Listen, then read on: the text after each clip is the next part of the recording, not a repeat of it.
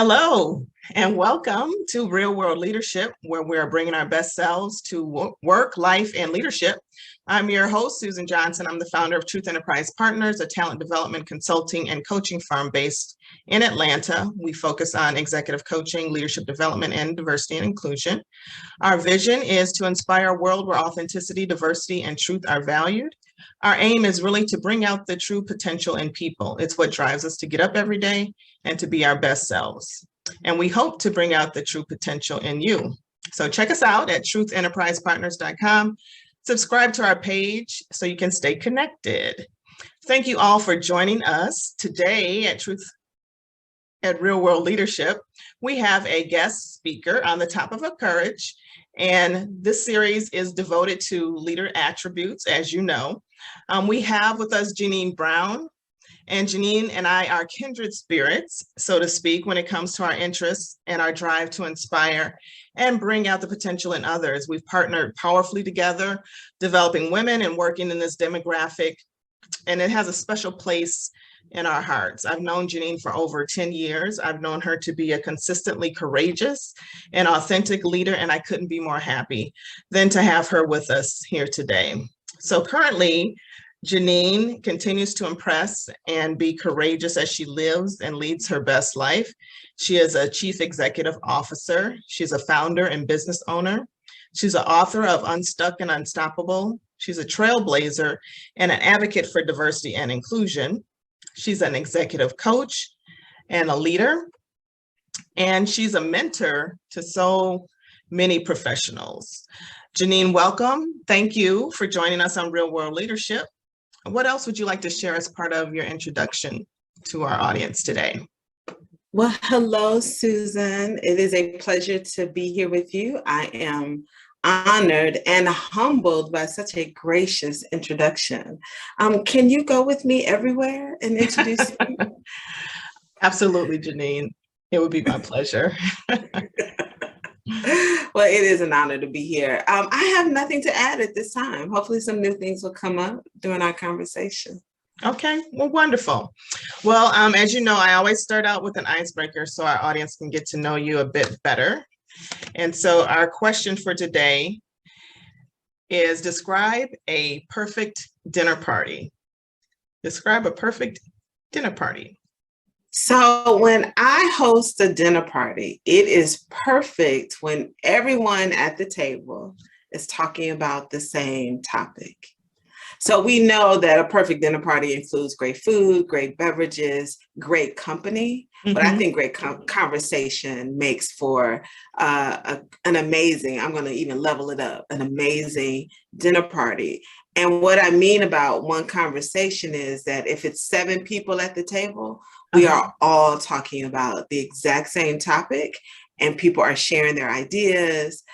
There is fun and healthy discourse, and there's no side conversation. So for me, that is what makes a great dinner party. Well, you know, it doesn't surprise me that you responded in that way. I had no idea what question you would get and how you respond, but it just speaks so much to your focus on diversity and inclusion and making sure everybody has a voice. So I'm not surprised by that response at all. That's very Jeannine of you. Well, thank you. I didn't even think of it that way. I just don't like people talking about stuff and I can't hear them because they're at the other end of the table.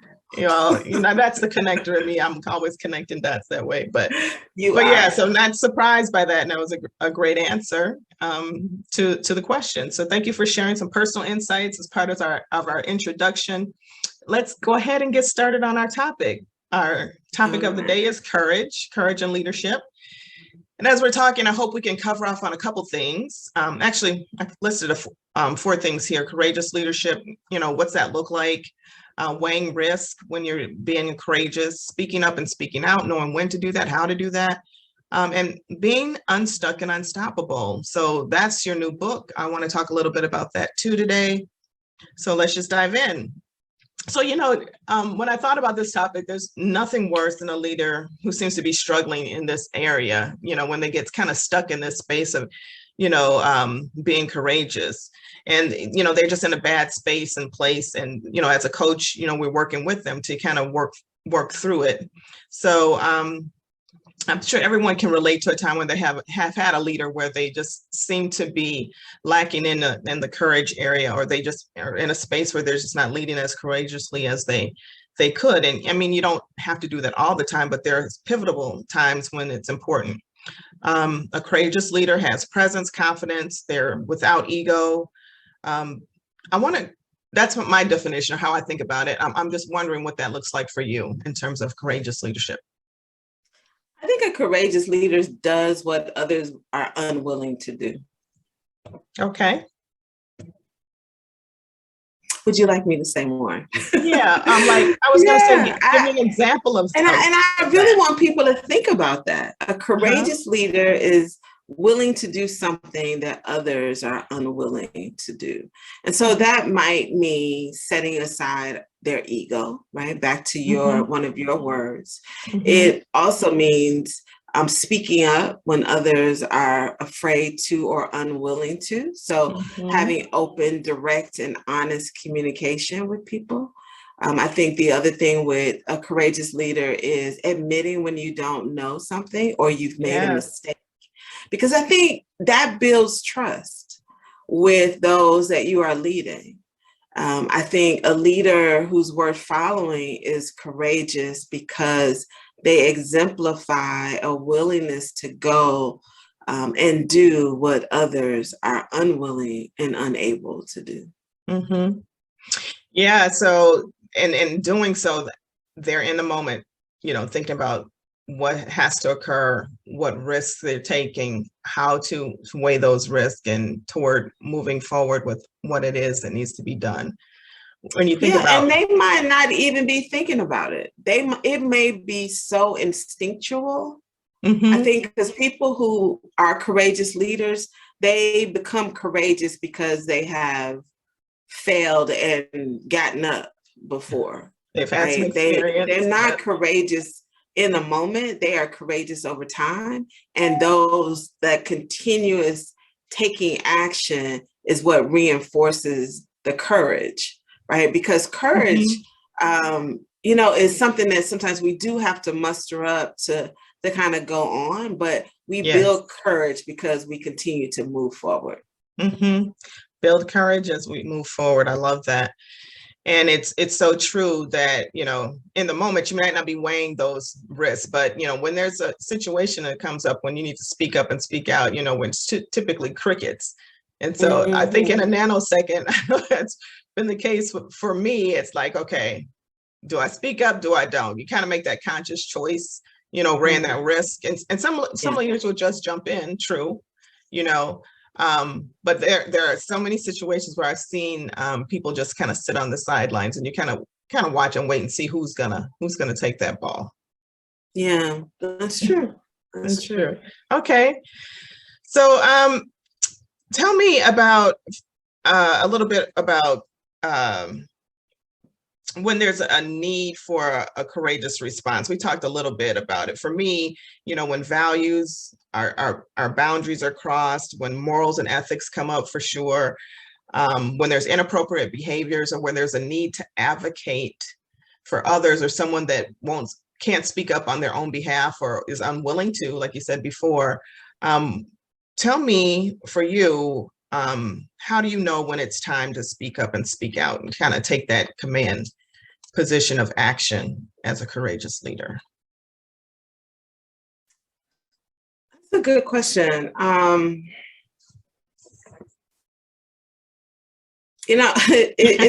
thinking of so many different scenarios. I think one way of knowing is sometimes you just get pushed in. I think when there's chaos that ensues. Okay. So chaos, for sure. There's definitely a need for a courageous leader to step in. I think through change management, because people don't like change as much as they say they do. They are often resistant and cautious and risk adverse. So I think when there's a moment where there is change, and then I think when there's just new leadership, right? When a new leader is brought in, and I want to go back to the chaos, when a new leader is brought in and there has been chaos in the past, it takes a courageous leader to be able to step in, because sometimes people normalize chaos.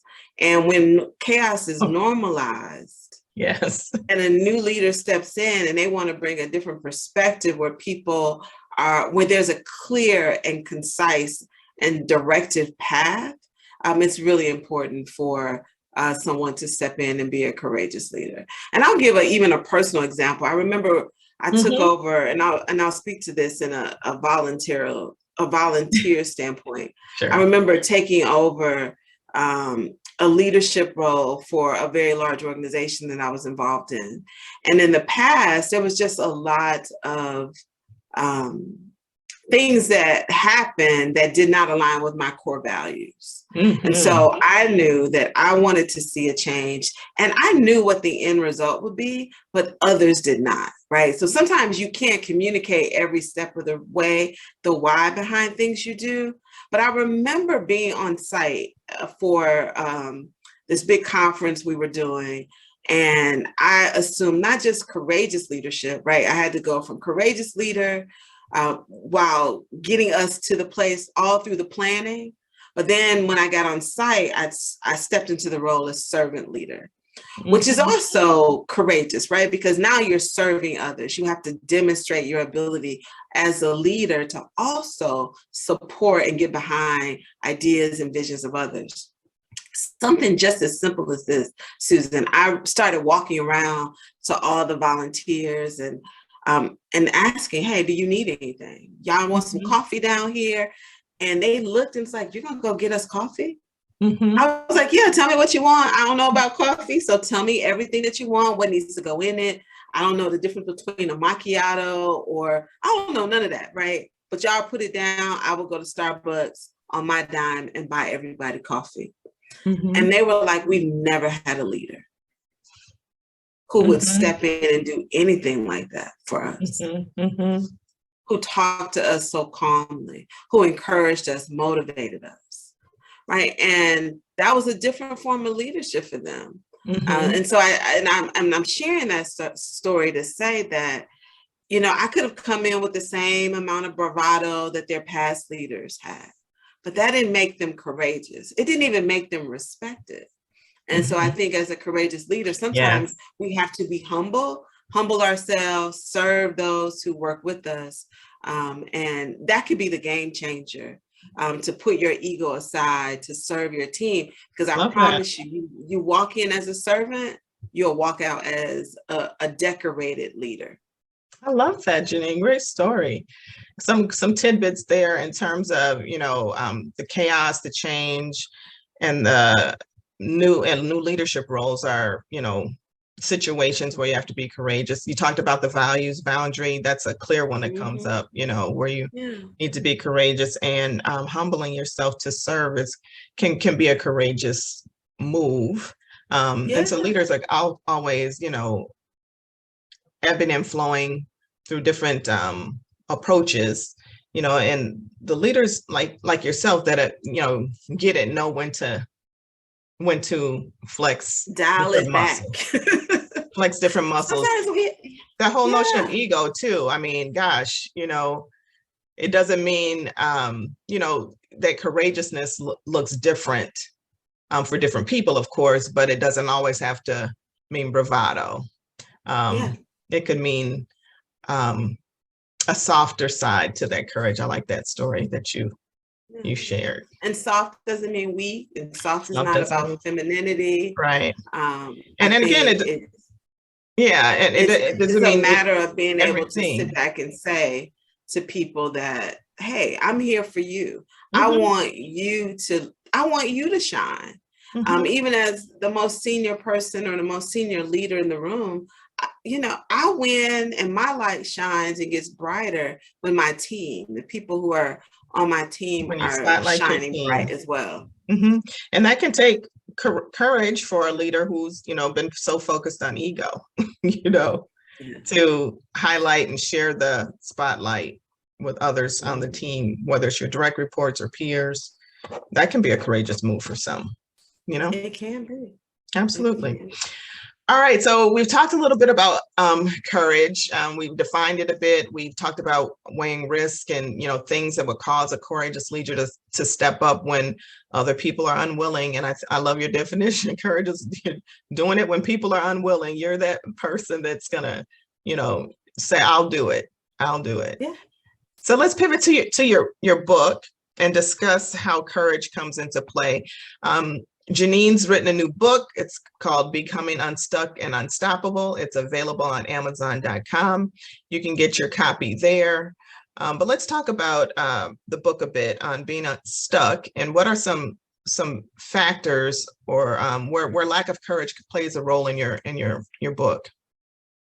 Well, thanks let's talk about the book. So the book is Unstuck and Unstoppable, 5 proven strategies to leverage your value, increase your visibility, and gain recognition to accelerate your career. So where courage comes up in this book is getting outside of your comfort zone and navigating your career, right? And taking ownership of your career. One of the things I say early on in the book, and if you purchase the book, I'll be very honored and thankful. But on the back jacket of the book, it says, there is no career fairy coming to save you.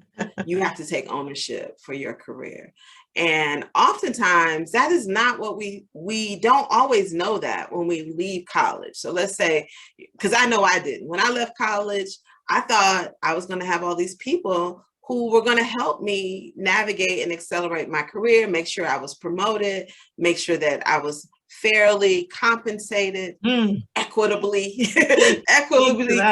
compensated, all of those things. And I remember when I got to a point where I felt stuck and what I needed to do, I didn't always know what that was. And so these 5 strategies in the book are in my opinion, 5 things that men and women, and particularly women, need to do and learn to do regularly in their careers so that they can become unstoppable and achieve the life and the career that they want. So awesome.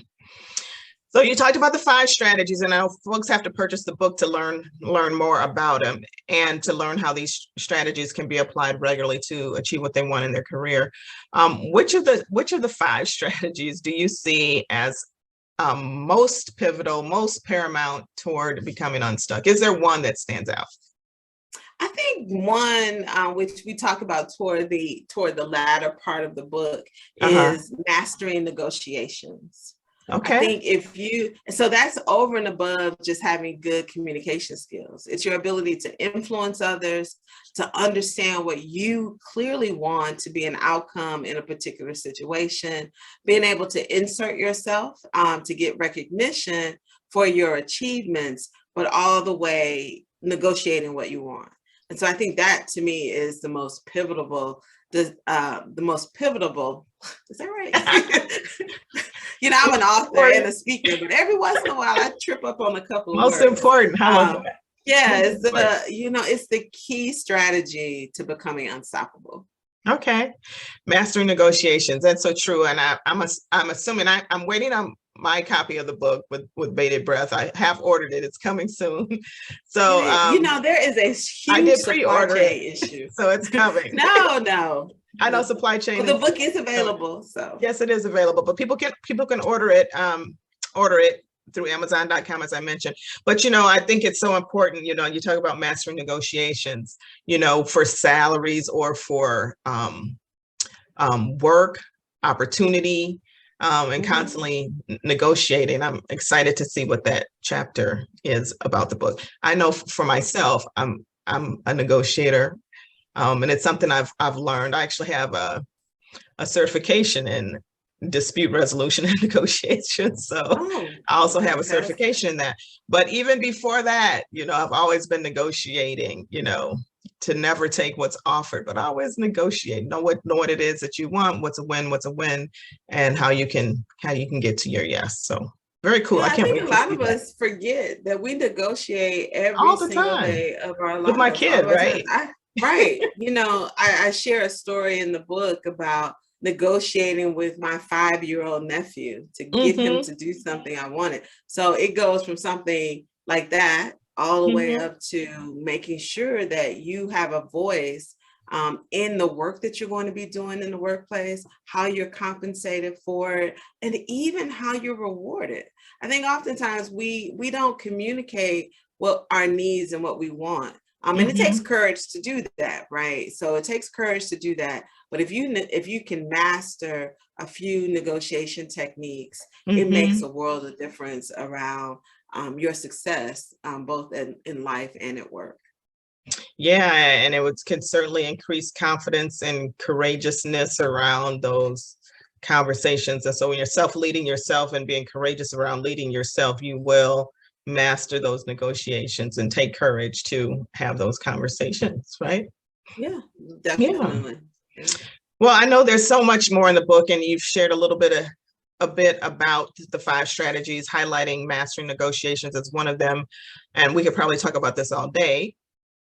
But we do have to kind of make some moves to wrap up here. But I do want to thank you, Jeannine, for your time, for sharing your wisdom and your introduction of the book to us. Thank you so much. My pleasure. Yes. And so as we get ready to wrap up here, I just want to remind everyone how they can find out more about me, more about you, Jeannine. So there's some contact information I just want to share quickly. As a quick reminder, at Truth Enterprise Partners, we help individuals and leaders discover their true potential with consulting and coaching, whether it be courageous leadership or some other type of improvement you want to make in your leadership style. We are here to help.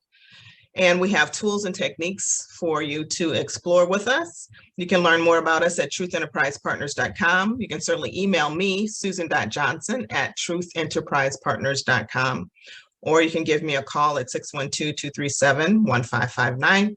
And Jeannine is also available for your coaching needs or to learn more about her book or speaking engagements or book discussions and the like. You can reach her at eod-global.com or email her at Jeannine@eod-global.com or phone number 404-941-0760.